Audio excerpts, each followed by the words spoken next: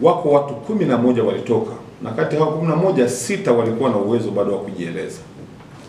Na katika kueleza walitoa taarifa kwamba walipoingia kule kwenye mgodi, wakiulizwa mlikuwa watu wangapi, wengine walisema watu 15, wengine wakasema watu 17, wengine wakasema, na mwingine akasema watu 18, na mwingine akasema kwa kweli sijui namba lakini hawawezi kuzidi 20. Ndivyo walivyoeleza watu 6 walioongea, na bahati nzuri hata rekodi zao zipo. Waliongea kwa kurekodi. Basi baada ya hapo shughuli za maokozi zikaendelea, na katika siku ile tuliweza kuwatoa watu wote 11 waliojeruhiwa, lakini watu 5 wakiwa wameshafariki.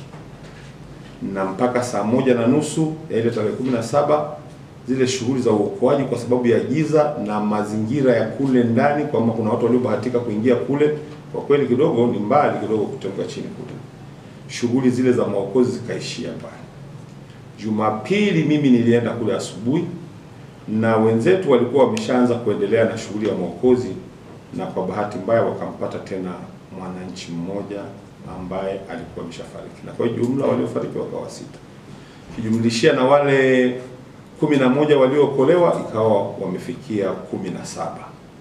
Hiyo ndiyo idadi kamili ya watu ambao hadi sasa hivi tunaweza kuelezea kwamba walikuwepo katika lile shimo au katika ule mgodi.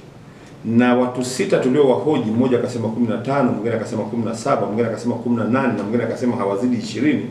Ukiangalia uwiano unaona watu 17 unaleta figa sahihi. Pokea majeruhi 7 siku ya tarehe 18 ambayo ilikuwa ni Jumapili alfajiri. Au majeruhi 7, majeruhi 2 walikuwa wa kike, majeruhi 5 walikuwa wa kiume. Na tuliwapatia huduma za kwanza katika kitengo chetu cha dharura.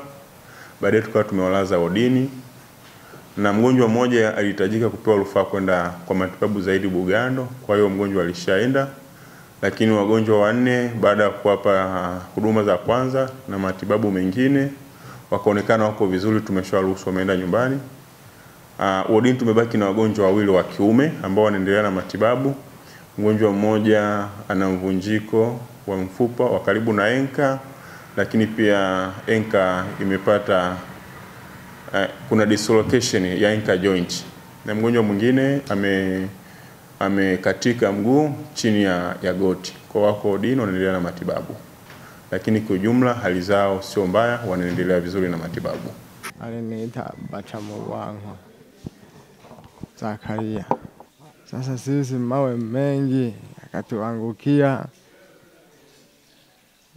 miguu nilikuta miguu miwili imekatika, kaumia kichwani hapa, kajisikia maumivu ubavuni. Lakini sasa wengi walikuja kabisa kutoa msaada wa kutusaidia ili tutoke kwenye janga hilo. Lakini kuna wengine waliviona kama ajabu, wakaangaa, wakakaa sehemu, wakaona waita, leta ponti, leta kole, leta nini. Mimi nilinusurika kutoka mzima mpaka sasa, lakini wengine walikuwa wanatoka maiti. Kuna wengine walinusurika na wengine wakatoka bado wazima. Ili kuwa mwanafamilia bora wa Global TV, usisahau kusubscribe, like, kushare na kucomment. Baada ya kusubscribe, bonyeza alama ya kengele ili kupata taarifa kwa kila video inayopanda Global TV Online.